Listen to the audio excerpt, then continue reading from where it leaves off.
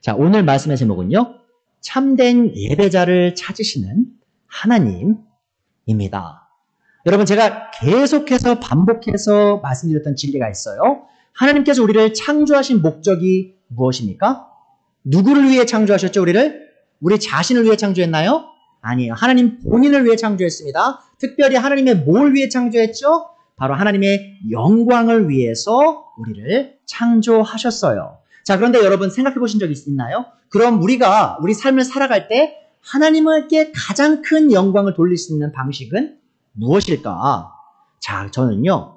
우리가 하나님께 가장 큰 영광을 돌릴 수 있는 방식이 바로 예배 혹은 경배라고 확실하게 믿습니다. 자, 그러면 예배 혹은 경배란 무엇이죠? 자, 경배는요, 영어로 worship이라고 해요. worship. 들어보셨잖아요. 이 단어 worship은요, 사실 그 고대 영어를 들어가 보시면 이 가치 있는 존재에게 그에 합당한 가치를 돌린다라는 의미를 갖고 있습니다. 그러니까 worship이요, worth와 ship이 맞는 거예요. state of being. 그러니까 어떤 상태. 그러니까 가치가 있는 상태라는 의미인데 무슨 말이냐? 우리가 하나님을 경배한다. 하나님께 경배한다는 의미는 바로 뭐냐면 하나님께서 받으시기에 합당한 영광과 존귀를 있는 그대로 저희가 그분께 돌리는 거예요. 그러니까 경배받을 대상, 당연한 경배를 받기에 합당한 대상에게 주는 것이죠. 자, 그리고요. 경배에 해당하는 히브리어 단어는 하와이고요. 또 그리스어 단어는 프로스키네오인데 이 두 단어, 그리스어 단어, 히브리어 단어, 경배에 해당하는 단어가요. 모두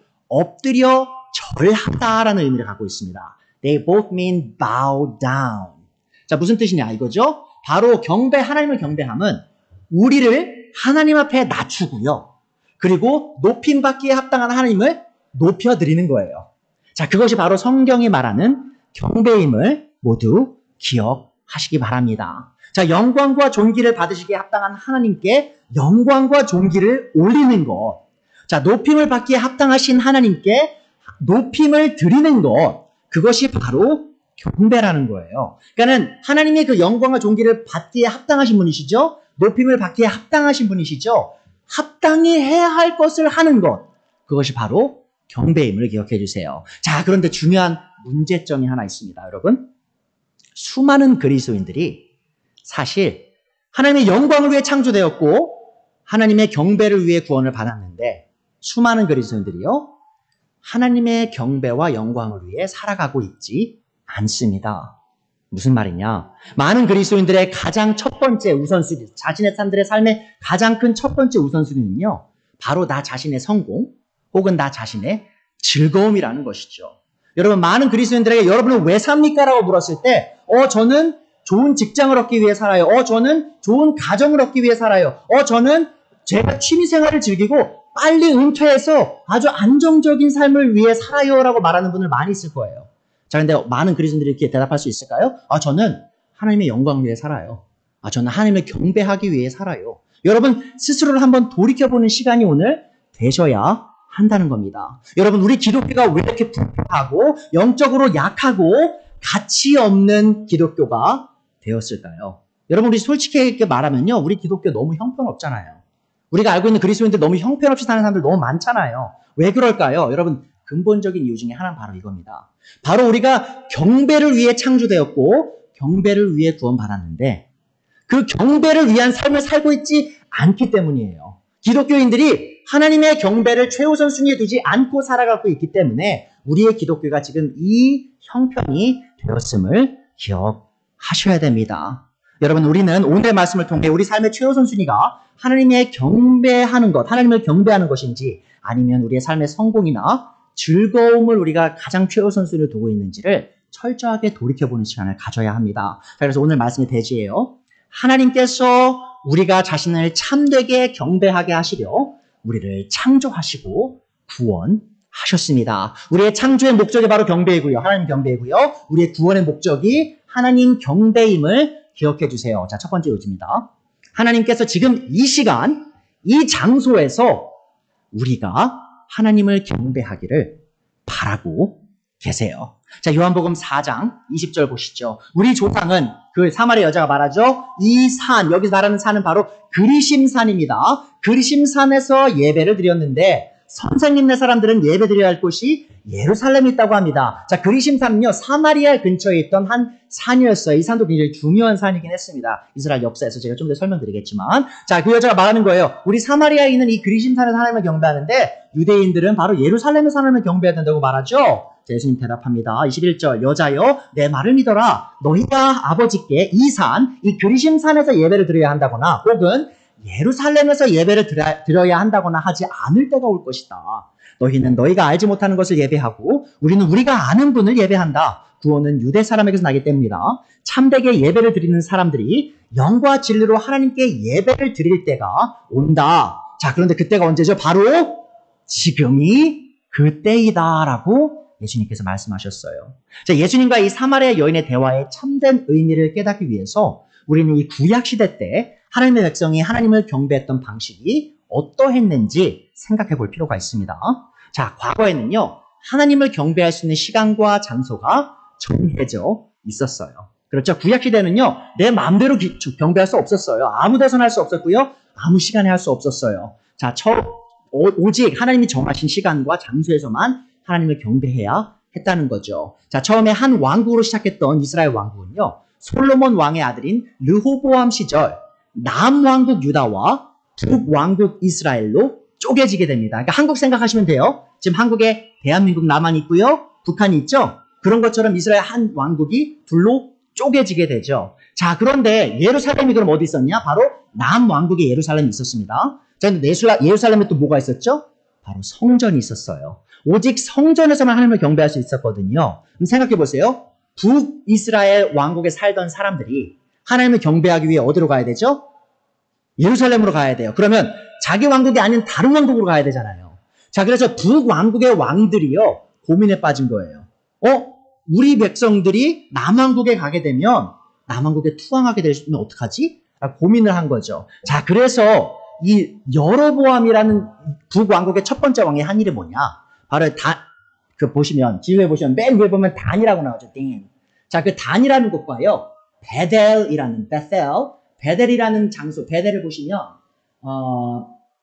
베들레헴 아래로 가시면요, 저도 작아가지고 잘 안 보이는데, 여기서, 베델이 맨 아래에서 노란 색깔 보시면, 이프라임이라는 데 보시죠? 맨 아래, 남쪽에 베델이 있어요. 그러니까 맨 왼쪽에 있는 벤과 베델이라는 지역에 경배할 수 있는 자리를 잡습니다. 예루살렘이 아닌 곳이죠. 자, 그래서 사람들이 자신의 왕국이 예루살렘으로 가지 않도록 그런 길을 만드는 거예요. 그래서 하나님이 말씀하시도 않은 장소를 그 경배의 중심지로 만들었다는 겁니다. 자, 그리고 시간이 흘러서요, 사마리아 지역에, 그러니까 북이스라엘 지역이죠, 수도, 그 지역에요, 사마리아인이란 사람들이 살기 시작합니다. 이 사마리아인들은요, 바로 유대인과 이방인들이 섞여서 만들어진 사람들이에요. 그러니까 혼혈아들이었어요. 자, 그리고 이 혼혈아인 사마리아인들이 사마리아에서 살아가면서 또 다른 경배의 중심지를 만들어요. 자, 그것이 어디냐면 바로 우리가 읽었던 그리심이라는 산인데요. 저기 보시면 사마리아의 죄송합니다. 지금 제가 이게 포인터를 갖고 왔었어야 되는데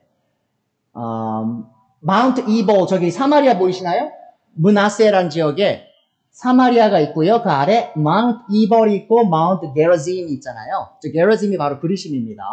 자, 저 산에서 사마리아인들이 하나님을 경배하는 그 장소, 저 산을 경배하는 장소로 삼았던 거예요. 자, 그러니까 하나님께서 정하지 않은 산을 바로 경배의 중심지로 삼았던 거죠. 왜죠? 자신의 백성이 남쪽 남쪽 유다 왕국으로 가지 않도록 하려고. 자, 그런데 그 그리심산을 이 사마리아인들의 경배 중심지로 정한 이유가 있습니다. 왜냐하면 마운트 이벌이라고 그랬잖아요. 이벌산이랑 그리심산이 어떤 산들이었냐? 바로 그리심산은요, 모세가 이스라엘 민족을 축복했던 산이에요. 그리고 이벌이라는 산은요, 바로 모세가 이스라엘 민족에게 저주를 약속했던 땅이에요. 너희가 하나님의 언약을 어기면 너희를 저주하겠다고 할 때 그 이벌산에서 했다라는 것이죠. 자, 어찌되었든 이 사마리아인들은요, 잘못된 장소에서 하나님을 경배했어요. 자, 그것을 예수님께서 오늘 본문에서 분명히 말씀하시기도 합니다. 예수님은 그 사마리아인들이 그 그리심산에서 하나님을 경배하는 것이 틀렸다라고 분명히 얘기를 해요. 왜냐하면 모세의 오경부터 사실은 하나님께서 이스라엘 민족이 예루살렘에서 하나님을 경배하기를 바라신다고 분명히 말했기 때문이죠. 다시 한번 말씀드리지만 왜 예루살렘이죠?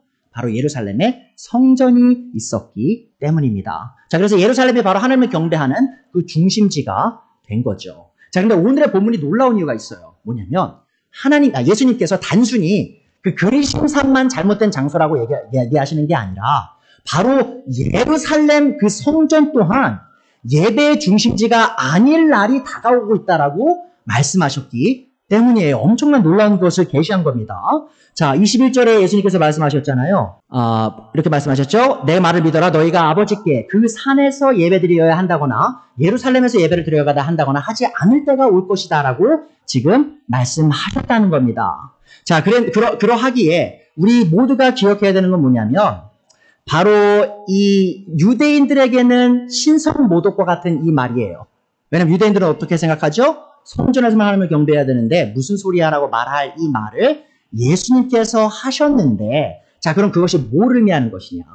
바로 예수님께서 그 하나님을 경배하는 방식을 바꿀 수 있는, 좌지우지하실 수 있는 굉장히 중요한 분이라는 거예요.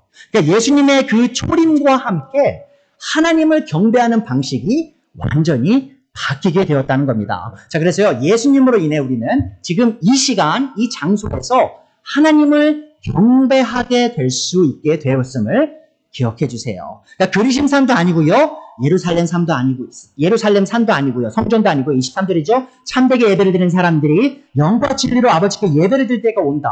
지금이 바로 그때이다. 자, 그때가 언제냐? 여자가 예수님께 묻죠? 나는 그리스도라고 하는 메시아가 오실 것을 압니다. 그분이 오시면 우리에게 모든 것을 알려줄 것입니다. 할 때 예수님께서 다 대답하시죠? 너에게 말하고 있는 내가 바로 그 메시아다. 그러니까 메시아이신 예수님의 그 초림과 함께 그 하나님을 향한 경배의 방식이 완전 바뀌게 되었다라고 예수님이 말씀하시는 거예요. 그러니까 예수님의 초림은요, 인류 역사 중에 중요한 사건 중 하나가 아닙니다. 중요한 사건 중 하나가 아니에요.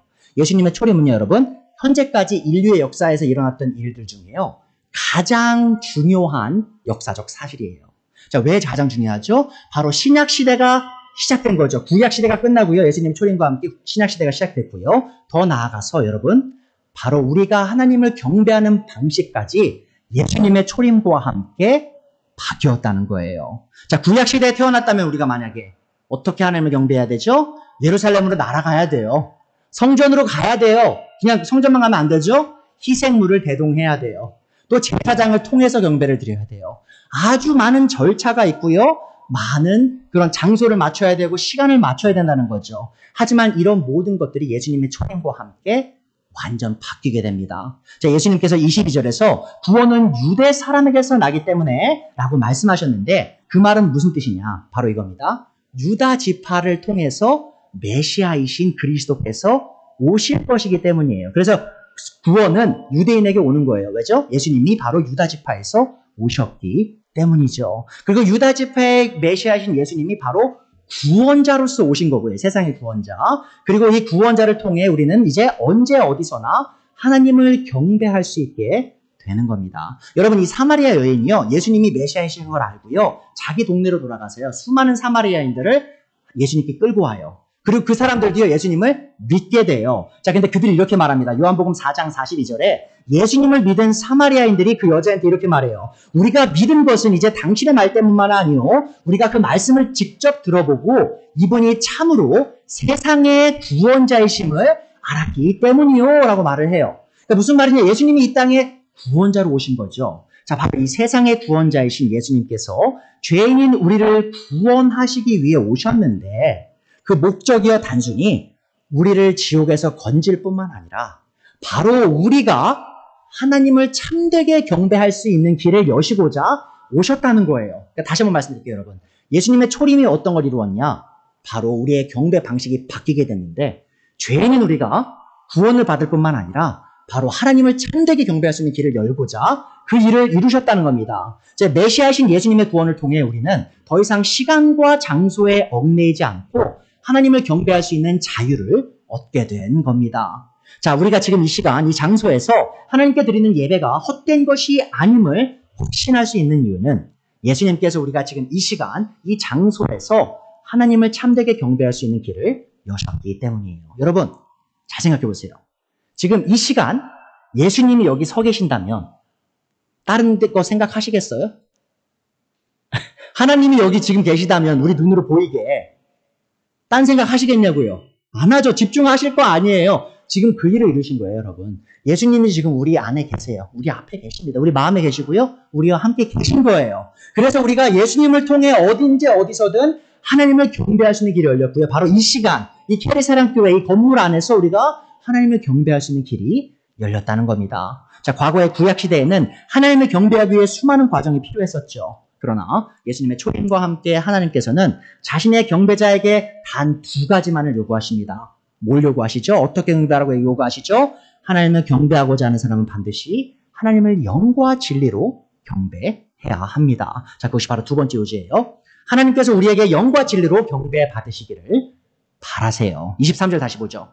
참되게 예배를 드리는 사람들이 영과 진리로 아버지께 예배를 드릴 때가 온다. 그때가 언제죠? 바로 지금이다. 예수님이 오셨기 때문이죠. 자, 아버지께서는 이렇게 예배드린 사람을 찾으신다. 하나님은 영이시다. 그러므로 하나님께 예배를 드리는 사람은 영과 진리로 예배를 드려야 한다. 자, 그런데 여러분, 과거의 교회, 한국교회 오래 다니신 분들은요, 이 영과 진리로라는 단어를 좀 잘못 배우셨어요. 무슨 말이냐? 과거의 개역성경이라고 했죠? 이 개역성경은요, 영과 진리로라는 단어를요, 이 표현을요, 신령과 진정으로라고 번역했어요. 신령과 진정으로 하나님을 경배해야 한다. 근데 사실 옛날 찬양 같은 경우도요, 신령과 진정으로 하나님을 경배하라라고 그렇게 찬양하는 찬양도 있거든요. 근데 여러분, 이게 잘못된 번역입니다. 생각해 보세요. 신령과 진정으로 하나님을 경배하라고 하면 우리가 어떤 생각이 들어요? 애간장을 녹이면서 막 감정을 다 섞어서 하나님을 경배하는 것처럼 느껴지잖아요. 진정으로, 그렇죠? 마음을 다하여서. 자, 물론 우리가 마음을 다해 하나님을 경배해야 되지만 지금 예수님께서 하시는 말씀은요, 우리가 그 감정을 막 애간장을 녹이고 눈물을 흘리고 막 고래고래 소리를 치면서 하나님을 경배해야 되는 말이 아니에요. 영과 진리로란 말은 그거 이상을 의미합니다. 그래서 오늘 그 진리에 대해서 자세히 살펴보도록 할 거예요. 첫 번째로 우리는 영이신 하나님을 영으로 경배해야 합니다. 자, 영으로 하나님께 경배를 드린다는 표현의 참된 의미를 이해하기 위해서는요, 우리 모두가 바로 오늘의 본문 요한복음 4장 바로 앞인 요한복음 3장에서 예수님께서 영이라는 단어를 어떻게 사용하시는지를 살펴볼 필요가 있어요. 자, 이 영으로 하나님께 경배를 드리는 사람은요, 하는 예수님 말씀에 의하면 바로 성령님에 의해서 다시 태어난 사람임을 기억해 주세요. 자, 요한복음 3장 1절부터 나오죠. 바리새파 사람 가운데 니고데모라는 사람이 있었다. 그는 유대 사람의 한 지도자였다. 이 사람이 밤에 예수께 와서 말하였다. 라피님, 선생님이라는 뜻입니다. 우리는 선생님 하나님께로부터 오신 분임을 압니다. 하나님께서 함께 하시지 않으시면 선생님께서 행하시는 그런 표징들을 아무도 행할 수 없습니다. 예수님께서 그렇게 말씀하셨다. 내가 진정으로 너에게 말한다. 누구든지 다시 태어나지 않으면 하나님의 나라를 볼 수 없다. 다시 거듭나야 돼요. 자, 니고데모가 예수님께 물었다. 사람이 늙었는데 그가 어떻게 다시 태어날 수 있습니까? 어머니 뱃속으로 다시 들어갔다가 태어날 수 없지 않습니까? 자, 예수님께서 대답하시죠. 내가 진정으로 너에게 말한다. 진정으로 너에게 말한다. 누구든지 물과 성령으로 나지 아니하면 하나님 나라에 들어갈 수 없다. 육에서 난 것은 육이요, 영에서 난 것은 영이다. 너희가 다시 태어나야 한다는 내가 말한 것을 너희는 이상히 여기지 말아라. 여러분 보세요. 지금 어떤 사람이 하나님의 나라를 본다고요? 하나님의 왕국을 본다고요? 성령으로 다시 태어난 사람. 육에서 난 것은 육이고요, 영에게서 난 것은 영이다. 그 말은 뭐냐? 바로 이겁니다, 여러분. 영으로 우리가 하나님을 경배한다는 건 뭐냐면요, 바로 성령님으로 거듭난 사람만이 하나님을 경배할 수 있다라는 사실을 기억해 주셔야 돼요. 성령님을 통해 우리가 새로운 거듭남을 경험한 사람만이 하나님을 경배할 수 있습니다. 여러분, 이것이 우리에게 말하는 바가 뭐죠? 시사하는 바가 뭡니까? 여러분, 열린 예배라고 들어보셨어요? Seeker sensitive worship 이란 말 들어보셨어요? Seeker sensitive worship. 뭐냐면 open worship. 이겁니다. 믿지 않는 사람을 중심으로 경배를 드리는 거예요. 왜죠? 사람들이 교회에 와야 되니까. 그러니까 믿지 않는 사람이 하나님을 경배할 수 있게 도와주려고 하는 거예요. 자, 근데 지금 예수님이 뭐라고 하셨죠? 하나님을 경배하는 사람은 영으로 경배해야 된다 그랬죠? 성령님을 통하여 거듭나지 않고는 하나님을 경배할 수가 없어요. 그럼 생각해 보세요. 교회 안에서 믿지 않는 사람들의 입맛에 맞게 경배를 만들어서, 무슨 말이에요? 눈과 귀를 즐겁게 하는 음악들 있죠. 혹은 뮤지컬 같은 것들, 막 연극 같은 것도 막 하잖아요. 재밌잖아요. 자, 그리고요, 성경 읽고 기도하고 설교하는 거 확 줄여요. 그리고 듣는 사람이 졸리지 않게, 피곤하지 않게, 지루해하지 않게 막 즐겁게 해주는 거는 열심히 하죠. 자, 그런 것이 경배라고 우리가 말할 수 있냐? 말할 수 없다라는 거예요. 경배는 누가 드리는 거라고요, 여러분? 성령님으로 거듭난 사람, 다시 태어난 사람만이 하나님께 드릴 수 있는 것임을 기억해 주셔야 합니다. 그래서 여러분, 제가 이 경배를요, 그런 식으로 안 하는 거예요. 구원받아서 복음을 믿고 깨달은, 진리를 깨달은 사람만이, 성령님으로 거듭난 사람만 하면 경배할 수 있습니다. 그 진리를 여러분 모두 기억해 주세요. 또한 영으로 하나님께 경배드리는 것은요, 바로 영이신 하나님께 드리는 경배가 더 이상 물리적인 장소나 한 가지 예배 형태에 국한될 수 없음을 의미합니다. 자, 예를 들어서 예수님의 몸된 한 지역교회가 꼭 교회라는 팻말을 적힌 곳에 모여야만 하나님께 경배를 드릴 수 있는 말이 아니에요. 물론 우리가 지금 교회라는 이 건물 안에 와 있잖아요. 근데 여러분, 우리가 꼭 교회가 아니라 어떤 뭐 학교를 빌리거나 뭐 카페를 빌리거나 해서 함께 모여서 주님을 경배하는 것도 가능하다는 말입니다. 그 장소가 우리의 경배를 더 이상 제한하지 않는다는 말이에요. 또한 예배의 형태는 어떻죠? 여러분, 저희 교회 오시고 나서 그런 생각 하실 수 있어요? 왜 조용히 목사는 사도신경을 안 하지? Why doesn't he do the Apostles' Creed? 왜 주기도문을 안 하지? Why doesn't he do the Lord's Prayer? 그런 생각 하실 수 있어요. 혹은 왜 조용히 목사는 축도를 안 하지? 마지막에 목사는 축도하시죠? 왜 그런 걸 안 하지? 여러분, 이제 그런 것들에 의해서 예배가 제약되지 않기 때문이에요. 우리가 사도신경을 안 해도요, 주기도문을 안 해도요, 축도를 안 해도요, 우리가 영으로 하나님께 나가서 영으로 경배를 하면 하나님께서 그 경배를 기뻐 받으신다는 겁니다. 그러니까 꼭 장로교회만 바르게 예배한다, 감리교회만 바르게 예배한다, 침례교회만 바르게 예배한다, 그렇게 말할 수 없게 된 거예요. 왜죠? 이제 더 이상 그런 예배의 형태로 인해서 우리가 하나님을 경배하는 방식이 정해지지 않기 때문입니다. 더 나아가서요, 영으로 하나님께 경배를 드리는 것은 우리의 온 생각과 마음이 하나님께 집중되어야 함을 의미합니다. 여러분, 무슨 말이냐 이거예요. 우리가 하나님께 영으로 경배한다는 건요, 우리의 몸은 여기 와 있을 수 있어요. 여러분, 여러분이 매주 여기 나오실 수 있어요. 열심히 몸은 여기 있는데 우리의 생각과 마음은 딴 데 가 있을 수 있다는 거죠. 그러니까 하나님을 경배하고 찬양하는데요, 입만 뻥긋뻥긋 탈 뿐, 기도하라고 할 때 머리만 숙이고 있을 뿐 결코 하나님께 집중되지 않았어야 돼, 속사람이. 자, 그런 건요, 여러분, 영적인 경배가 아닙니다. 여러분의 몸만 이곳에 와 있는 게 아니고요, 여러분의 속사람이 하나님께 완전히 집중되어 있는 그 경배, 그것이 바로 영으로서 하나님께 드리는 경배임을, 또 하나님께서 기뻐 받으시는 경배임을 기억해 주시길 바라요. 그러니까 우리가 얼마나 아름다운 노래로 하나님을 높이고, 얼마나 장황한 기도를 하나님께 올리고, 또 얼마나 뛰어난 설교를 듣든지 간에 우리가 영으로서 하나님께 경배드리지 않는다면 그것은 여러분, 속빈 강정과 같고요, 팥이 없는 팥빵과 같아요. 안고 없는 팥빵과 같다는 겁니다. 자, 그런 경배는 하나님이 기뻐 받으시지 않으심을 기억해 주세요. 그러니까 여러분이 교회 오시기 전에요, 하셔야 될 게 있어요. 뭐냐면, 내가 지금 경배를 하러 나가는데, 여러분, 하나님, 제 마음이 하나님께 온전히 집중될 수 있도록 도와주세요라고 기도하시고 오셔야 돼요, 여러분. 여러분, 자녀들에게도요, 우리가 지금 경배하러 가는데 우리가 영으로서 하나님께 경배드려야 되니까 우리가 마음부터 준비하자. 세상의 것들을 뒤로 제쳐두고 하나님으로 우리를 채우자, 하나님의 영으로 우리를 채우자라고 다짐을 하시고 이 교회에 오셔야 되는 거예요. 또 그런 다짐을 하고 제가 여러분을 경배로 이끌어야 됨을 우리 모두가 기억해야 한다는 겁니다. 자, 우리는 영이신 하나님을, 성령님을 통해 우리의 영으로 경배해야 할 뿐만 아니고요, 또한 진리를 통해 하나님을 경배해야 함을 기억해 주세요.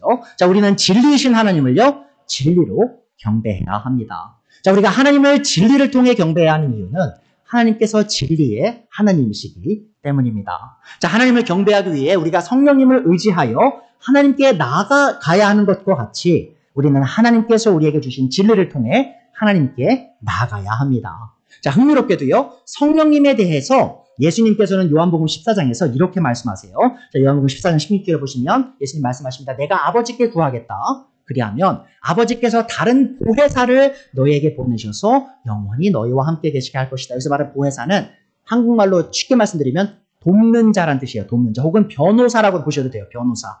너희와 언제나 함께 있고 너를 격려하고 너를 인도하는 분 바로 성령님이시죠. 자, 그런데 17절에 예수님이 그분을 이름을 뭐라고 불러요? 그는 진리의 영이시다. 바로 성령님이 바로 진리의 영이시라는 거예요. 자, 성령님의 또 다른 이름은 바로 진리의 영이시다. 자, 이 사실은요, 우리로 하여금 영과 진리로 하나님께 드리는 우리의 경배가 우리에게 진리를 전해주시는 성령님을 통해서 드려져야 함을 다시 한번 상기하게 만들어요. 그러니까 여러분, 영과 진리로 하나님 경배하는 게요, 같이 가는 거예요. 영과 진리가 왜죠? 바로 성령님이 진리의 영이시기 때문이죠. 자, 이 진리를 통해 하나님을 경배하는 또 다른 의미는요, 바로 우리가 하나님을 경배할 때 진리이신 예수님을 의지하여 나가야 함을 또한 보여줍니다. 요한복음 14장에 보시면 예수님이 이렇게 말씀하세요. 또 나는 길이요 진리요 생명이니 나를 거치지 않고서는 아무도 아버지께 나아갈 수 없다. 보세요. 성령님이 진리의 영이시죠? 예수님이 누구세요? 예수님이 바로 진리세요. 그 진리를 통해 우리가 아버지께 나아가서 아버지에게 경배할 수 있다라고 예수님께서 말씀하는 겁니다. 그래서 참되게 하나님을 경배하는 사람은 진리의 영이신 성령님을 의지하고요, 우리에게 진리로서 다가오신 예수님의 이름으로 하나님께 나아가는 사람입니다. 자, 이 말은 곧 우리가 하나님을 경배함에 있어 결코 우리의 어떠함을 내세워서 하나님께 나아가지 못한다는 거예요. 영과 진리로 하나님께 경배하는 건요, 내가 이번 한 주 잘 살았으니까 하나님이 내 경배 받아주시겠지? 혹은 내가 못 살았으니까 내 경배 안 받아주시겠지? 그런 개념이 아니에요, 여러분. 내가 잘남과 못남은 아무 의미가 없어요. 왜냐하면 하나님을 경배하기 위해 그런 가치 있는 삶을 사는 사람은요, 그 어디에도 없어요, 여러분. 모두가 다 가치가 없습니다. 왜죠, 여러분? 오늘 사마리아인 여인 한번 생각해 보세요. 이 여인이 어떤 여인이었는지 아십니까? 이 여자는요, 당연히 사마리아 사람이었죠. 여러분, 유대인들은요, 사마리아 사람들을 굉장히 무시했어요. 왜죠? 혼혈이었잖아요. 이방인들과 피가 섞인 사람들이었어요. 더 나아가서 이 사람은 여자였어요, 여러분. 이때 시대상 어땠죠? 여자들은 항상 낮은 계급이었어요. 더 나아가서 여러분, 이 사마리아 여인이요, 결혼을 5번을 했습니다. 이혼과 결혼을요, 5번을 했어요. 5명의 남편이 있었고요. 지금 남자와 살고 있는데 그 남자는 이 여자의 남편도 아니었어요. 무슨 말이에요? 불륜 가운데 살아가고 있던 여자였다는 거죠. 수많은 죄를 짓고 살아가던 여자였어요. 자, 근데 여러분 보세요. 예수님께서 이런 죄 가운데 있는 여자에게 오셔서 지금 뭐라고 말씀하세요? 하나님께서 너의 경배를 받기 원하신다. 자, 그럼 그 여자가 어떻게 하나님을 경배해요? 사마리아인인데, 여자인데, 죄인인데 어떻게 하나님을 경배해요? 바로 영과 진리로. 그러니까 우리의 어떠함이 문제가 아니에요, 여러분. 내가 잘나고 못남의 문제가 아니라 바로 우리가 영과 진리를 통해 하나님께 나아가면 하나님께 경배를 올릴 수 있음을 여러분 모두가 기억하셔야 됩니다. 또한 진리를 통해 하나님을 경배한다는 의미는요, 바로 우리가 이 진리인 하나님의 말씀을 통해서만 하나님을 경배할 수 있음을 의미합니다. 여러분, 우리에게 주어진 진리의 말씀이 뭐죠? 진리의 말씀. 바로 성경책이죠. 성경책. 그러니까 여러분 잘 생각하셔야 돼요. 여러분 이런 생각하실 수 있습니다. 조영희 목사랑 같이 경배하면 좀 지루해. 이런 생각 드실 수 있어요. 왜죠? 제가 하나님 말씀을 중심으로 경배를 드리려고 하죠. 하나님 말씀을 계속 설명해 드리죠. 하나님 말씀만 얘기하죠. 그리고 제가 찬양할 때 있잖아요, 여러분. 제가 찬양을 선택할 때요, 굉장히 조심해서 선택합니다. 아무거나 노래 부르는 게 아니에요. 왜냐하면 그 찬양이 정말 성경적인 진리를 바르게 포함하고 있는가, 그걸 제가 고민하면서 선택한다는 거예요.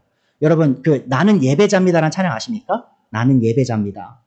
그런 찬양이 있어요. 저는 그런 찬양 안 부릅니다. 왜 그런지 아세요? 그 나는 예배자입니다라는 찬양을 잘 가사를 보시면요, 그 예배자라는 사람이 주인공이에요.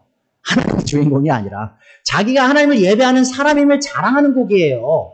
그런 곡으로는 하나님께 경배에 올릴 수 없습니다. 우리의 찬양은요, 하나님의 진리의 말씀을 중심으로 하나님을 높이는 그런 찬양이 돼야 되는 거예요. 자, 그래서 우리의 경배는 하나님 말씀 중심, 찬양도 말씀 중심이고요, 설교도요, 말씀 중심, 하나님 말씀 중심, 강의 설교가 돼야 된다는 거죠. 자, 어떤 그리스도인들이 우리 조영희 목사랑 같이 예배드리면 너무 지루해, 너무 힘들어라고 말할 때 우리가 기억해야 되는 게 뭐냐면, 여러분, 하나님 말씀을 통하지 않고서는, 하나님 말씀을 중심으로 두지 않고서는요, 여러분이 하나님을 경배할 수 없다는 거예요. 저도 하나님을 경배할 수가 없어요. 왜죠? 하나님을 경배하는 자는 진리로 하나님께 경배해야 되잖아요. 하나님에 대한 진리를 알지 못하고 하나님 말씀을 중심으로 두지 않으면, 진리의 말씀을 중심으로 두지 않으면 그 누구도 하나님을 참되게 경배할 수 없다라는 겁니다. 그래서 제가 이런 시간을 갖는 이유는 바로 우리 모두가 하나님을 경배하는 데서 실패하지 않고요, 성공하는 사람이 되기를 간절히 바라는 마음에서 이렇게 하고 있음을 기억해 주셔야 돼요. 자, 이렇듯 우리는 하나님을 참되게 경배하기 위해 영과 진리로 하나님 앞에 엎드려 하나님께서 받으시기에 합당한 영광과 존귀를 올려야 합니다. 자, 그렇다면 우리가 하나님께 경배를 올려야 하는 근본적인 이유는 무엇이죠? 그것은 바로 하나님께서 우리의 경배를 받으시기에 합당하신 분이기 때문이에요. 그러니까 당연한 거예요. 우리가 하나님 경배하는 것은. 저 우주에서 피조물에게 경배와 찬양을 받을 자격이 있으신 분은 하나님 단 한 분뿐이십니다.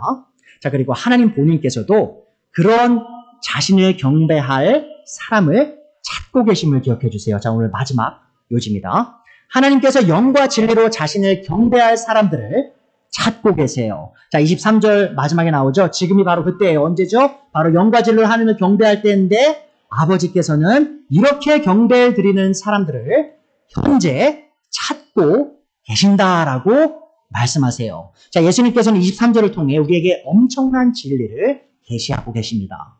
자, 하나님께서는 현재 끊임없이 자신을 경배할 참된 경배자들을 찾고 계세요. 이게 바로 능동태 현재 시제입니다. 능동태는 뭐예요? 바로 하나님께서 적극적으로 자신을 경배할 사람을 찾고 계신 거고요.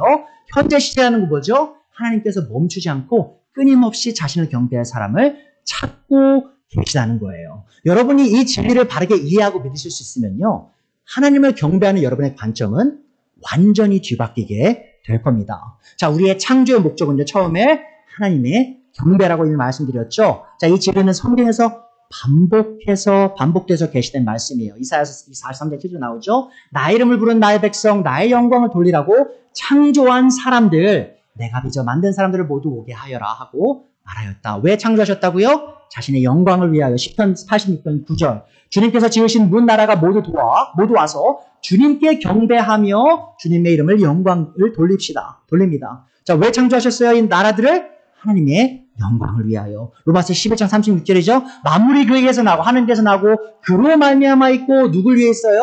그를 위하여 있습니다. 그에게 영광이 세세히 있기를 빕니다. 아멘. 바로 하나님의 영광을 위해, 경배를 위해 창조됐어요. 우리가 요한계시록 4장 11절이죠. 우리의 주님이신 하나님, 주님은 영광과 존귀와 권능을 받으시기에 합당하신 분입니다. 그분이 왜 이런 경배를 받기 합당해요? 주님께서 만물을 창조하셨으며 만물은 주님의 뜻을 따라 생겨났고 또 창조되었기 때문입니다. 여러분, 우리가 왜 창조됐다고요? 하나님의 경배를 위해 창조되었어요. 더 나아가서 우리의 구원의 목적은 바로 하나님 경배였습니다. 에베소서 1장 보세요.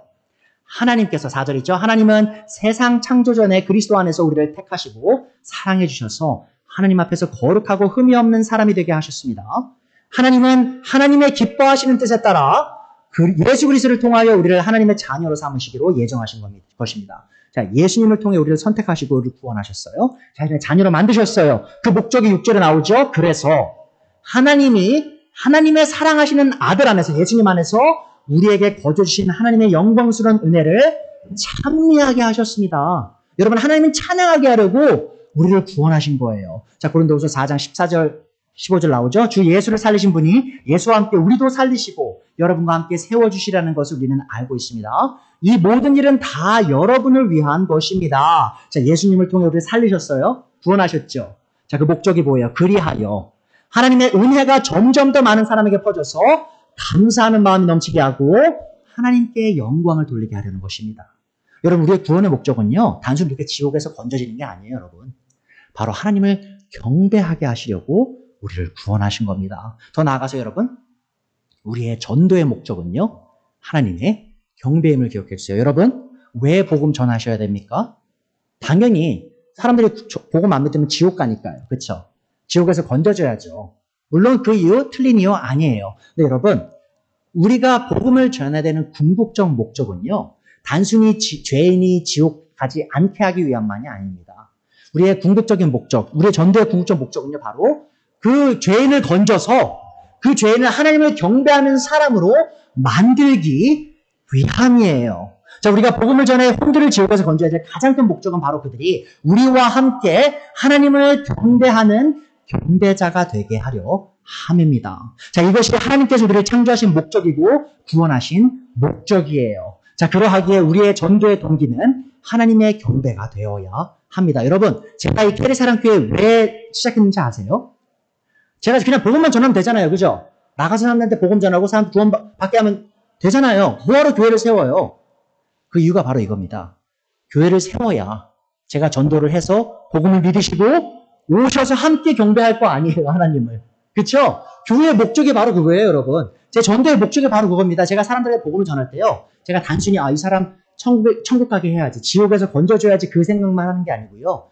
이 사람과 함께 하나님을 경배해야지라고 생각한다는 거죠. 왜죠? 바로 하나님께서 이 시간 그런 경배자들을 찾고 계시기 때문이에요. 그러니까 여러분 모두에게 하나님이 이 소명을 주신 거예요, 여러분. 저에게뿐만 아니고요. 여러분 모두에게 이 소명이 주어졌습니다. 뭐죠? 여러분이 복음을 전하셔야 돼요. 그 목적이 뭐예요? 바로 여러분의 전도를 통해서 그 전도자들이 더 많이 세워져야 되기 때문이죠. 여러분 생각해 보세요. 여러분이 복음을 전해서 누군가가 하나님께 예수님을 믿고 경배자가 되었어요. 그럼 생각해 보세요. 우리 그 사람과 우리 영원히 하나님 경배하는 거예요. 영원히. 그거보다 더 가치 있는 일이 있습니까? 없다는 것이죠. 우리가 오늘 본문을 읽지 않았지만 이 요한복음 4장을 계속 읽으시면요. 사마리아 여인이 예수님이 메시아이심을 알고요. 뭘 했는지 아십니까? 자기 사람들에게 다 가서 사마리인들에 가서 그들을 다 예수님께 불러와요. 그녀가 왜 그랬을까요? 바로 자기만 하나님을 경배하는 것이 아니라 예수님을 통해 바로 자기 친구들, 자기 이웃들도 함께 예수님을 통해 영과 진리로 하나님을 경배하기를 바라기 때문이에요. 여러분 그것이 바로 이 사마리아 여인의 삶의 소명이 된 겁니다. 그럼 여러분의 소명은 뭡니까? 삶의 소명? 좋은 직장 얻으시는 건가요? 최대한 빨리 은퇴해서 넉넉하게 아주 편안한 노후 사시는 건가요? 그러면 안 돼요, 여러분. 우리의 삶의 소명은요, 바로 복음을 전해서 더 많은 경배자들을 배출해야 하는 것입니다. 자, 그것이 바로 바울이 여러분 목숨을 걸고 이방인들에게 복음을 전한 목적이에요. 로마서 15장 보세요. 8절이죠. 내가 말하는 것은 이러합니다. 그리스도께서는 하나님의 진실하심을 드러내시려고 할례를 받은 사람의 종이 되셨으니 그것은 하나님께서 조상에게 주신 약속들을 확증하시고 이방 사람들도 긍휼히 여기심을 받아서 하나님께 영광을 돌리게 하시려는 것입니다. 여러분, 바울이 그 목숨을 바쳐서 이방 사람들에게 복음을 전한 이유가 바로 이거예요. 바로 그들이 하나님께 영광을 돌리게 하려는 거죠. 기록된 바 그들은 기절이죠. 그렇죠. 기록된 바 그러므로 내가 이방 사람들 가운데서 주님께 찬양을 드리며 주님의 이름을 찬미합니다 한 것과 같습니다. 또 이방 사람들아 주님의 백성과 함께 즐거워하라 하였으며 또 이방 사람들은 주님을 찬양하여라 모든 백성들아 주님을 찬양하여라 하였습니다. 그러니까 지금 구약 성경을 인용하면서요. 자신의 그 전도의 목적이 뭐라고 말하는 거예요? 이방 사람들을 구원해서 그들이 하나님을 영원히 찬양할 수 있게 돕게 하려 한다라고 바울 사도가 말하는 거죠. 또 더 나아가서 예수님께서 이렇게 말씀하셨어요. 예수님이 지상 대명에서 말씀하셨죠. 그러므로 너희는 가서 모든 민족을 제자로 삼아 아버지 아들과 성령의 이름으로 침례를 주고 내가 너에게 명령한 모든 것을 그들에게 가르쳐 지키게 하여라. 보세요. 모든 민족의 복음을 전해서 그들이 예수님의 제자가 되라고 하잖아요. 여러분 그 목적이 뭔지 아십니까? 그 목적이 바로 요한계시록 7장 오늘 저희가 예배 시간에 읽었던 그 본문에 나와요. 요한계시록 7장 9절 그 뒤에 내가 보니 아무도 그 수를 셀 수 없을 만큼 큰 무리가 있는데 그 모든 민족과 종족과 백성과 언어에서 나온 사람들인데 자, 그 사람들이 뭐예요? 흰 두루마리를 입고 종려나무 가지를 손에 들고 보좌 앞과 어린 양 앞에 서 있습니다. 그들은 큰 소리로 구원은 보좌에 계신 우리 하나님과 어린 양의 것입니다 하고 외치면서 예수님을 경배하고 있어요. 여러분 마태복음 28장에서 예수님이 모든 민족에서 복음 전해서 제자 삼으라고 했죠. 그 목적이 뭐예요? 바로 요한계시록 7장 9절에 나오잖아요. 모든 민족이 하나님을 경배하는 거예요. 예수님을 경배하기 위해 그 일을 예수님께서 우리에게 주신 겁니다. 여러분 이제 이해할 수 있으시겠죠? 우리가 전도해야 하는 목적이 뭐예요? 바로 그 사람들을 구원할 뿐만 아니라 지옥에서 건질 뿐만 아니라 그 사람들이 우리와 함께 하나님을 하려 하기 위해 여러분 기억하십시오. 우리가 우리의 삶의 목적이 우리의 성공이나 즐거움이 되어서는 안 돼요. 여러분 성공하실 수 있고요. 즐겁게 사실 수 있습니다. 그게 문제는 아니에요. 자, 그런데 우리가 그것보다 더 중요한 게 있다는 걸 기억해야 되겠죠. 뭐죠? 바로 우리의 삶의 목적은 바로 하나님의 경배가 되어야 된다는 거예요. 마지막으로 말씀드릴게요. 말씀이 되십니다. 하나님께서 우리가 자신을 참되게 경배하게 하시려 우리를 창조하시고 구원하셨습니다. 자, 여러분 오늘 침례 받으시는 형제자매님들, 이미 침례 받으신 형제자매님들 다 기억해 주세요. 우리의 삶의 목적, 우리가 숨쉬는 목적은요, 바로 하나님 경배입니다. 자, 그래서 이 시간 우리가 하나님을 참되게 경배하는 경배자로서 드러날 수 있기를 주님의 이름으로 기원하면서 오늘 말씀 마치도록 하겠습니다.